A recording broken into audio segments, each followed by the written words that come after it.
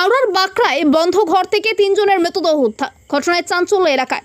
দুপুর 12টার পর থেকেই ঘরের দরজা ভেতর থেকে বন্ধ ছিল। সন্ধে হওয়ার পরেও কোনো সাড়া শব্দ না পাওয়ায় প্রতিবেশীদের সন্দেহ হয়।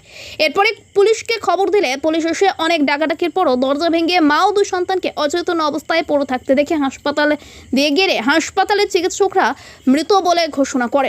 স্থানীয় সূত্রে জানা যাচ্ছে, মৃত শুভময় ঘোলই, বয়স্ক মা শেফালি ঘোলই ও দিদি বিশেষভাবে সক্ষম সঙ্গীতা ঘোলই একসঙ্গেই থাকতেন হাওড়ার বাঁকড়া দক্ষিণ পল্লীর ওই বাড়িতে। সূত্র মারফত আরও জানা যাচ্ছে, পেশায় পিডব্লিউডির অস্থায়ী কর্মী হিসেবে কর্মরত ছিলেন শুভময় ঘোলই এবং আর্থিক সমস্যা ও ধার দেনায় জড়িয়ে পড়েছিলেন অনেকদিন ধরে। নিত্যদিন বাড়িতে পাওনাদারদের আনাগোনা চলছিল। এরপরে আজকের এই ঘটনাকে ঘিরে এলাকায় শোকের ছায়া নেমে এসেছে। পুলিশ সূত্রে আরও জানা যায়, বেশ কিছুদিন ধরেই পারিবারিক অশান্তির জেরে বিষাক্ত কিছু খেয়েই তারা আত্মঘাতী হয়েছেন বলে প্রাথমিক তদন্তে মনে করা হচ্ছে।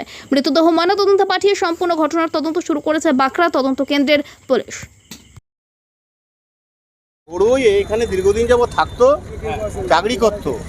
ওর একটি প্রতিবন্ধী বোন ছিল এবং মা ছিল। তো হঠাৎ করে আমরা কালকেও কথা বলেছিলাম, হঠাৎ করে এসে সকাল থেকে কোনো খবর পাইনি। আমি এখানে অ্যাম্বুলেন্স চালাই বাংলা কোঅপারেটিভে। তখন খবর পেলাম, এখান থেকে থানা থেকে ডাকলো।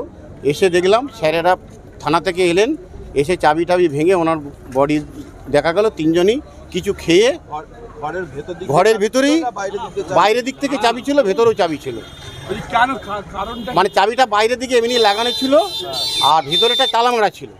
স্যার সেই চাবি ভেতর দিক থেকে ভেঙে ওনাকে বার করা হলো। 3 জনই কিছু খেয়ে ওরা সুসাইড করেছে। কি কারণে সেটা বলতে পারবো না।